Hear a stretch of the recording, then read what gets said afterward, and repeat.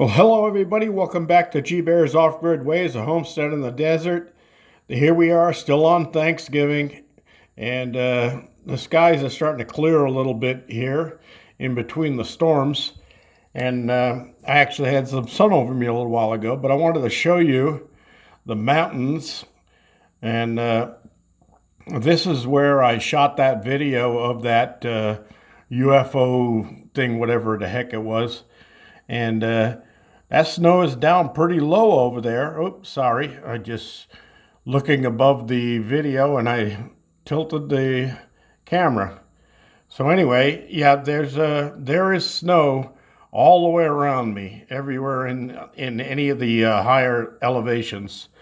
And it snowed here for on and off a little bit, but no accumulation since the last video. That's the maximum of what I got. Now, I'm about 2770, I think, is the last time I checked for here, 2,770 feet. So those areas over there are a little bit higher, and yep, they got snow. Anyway, as you can see, I got some blue sky above me, back to the norm. Clouds all the way around, but blue skies above. I'm doing all of this from inside because it's cold out there. It's 33 degrees out.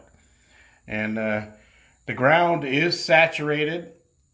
This drive had actually water running down the top of it in a little half-inch deep stream. So I know the ground is saturated.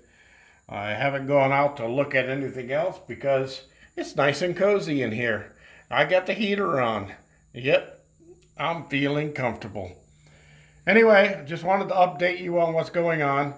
On the water catchment system, I had a couple of flaws that I'm going to have to repair. You can see that the totes are at about half full, which means that between the two, there's about 250 gallons of water there. All my 55-gallon drums on all four corners of the cabin are all full and overflowing. They've gone over the top. So I got plenty of water that I caught off of this one. That water, I've got a neat thing to show you on how to clean that up without running it through a filter.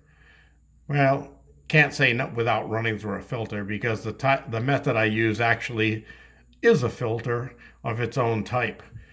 Anyway, one of the problems I had was up there, right at the bottom part of the T, just below the clamp, the weight of the water had separated that joint up there. So a lot of the water that should have been going into the totes was leaking out of that clamp area right there, right below the clamp, and running straight down. And I got two buckets of water at the bottom that are topped off, and they were just running onto the ground because the water was leaking out of there, which meant that my float couldn't stay at the top, and the water kept going downward instead of to the left going into the totes. So what I'm going to do is, as soon as I get a chance of breaking the weather, I'll get up there and I will separate that.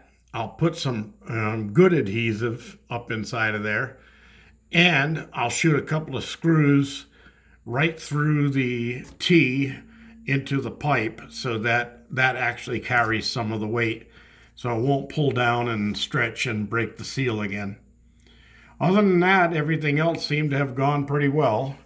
Like I said, we've got a little bit of blue skies above right now, and the storm looks like it's moving over, although I checked the radar and it says that there's more on the way, and we're supposed to see some more through the night and the next couple of days yet. So that's all there is to it. I've got my dinner ready to put on. It's a little after 4, I guess. I didn't even check the clock, but it's time to kick back, pop a cold one, and sit here in a nice cozy cabin and say, oh, well, tomorrow's another day. Thanks, everybody. Don't forget, give me a thumbs up down there. Don't forget to subscribe if you haven't already. And don't forget to share, save, download, all of those things. Got my TV on, watching some local advertisement right now until the next show comes on. The girls are back out. They were outside. Yeah, they were outside there doing their thing. So I will stay inside and do my thing. G Bear signing off.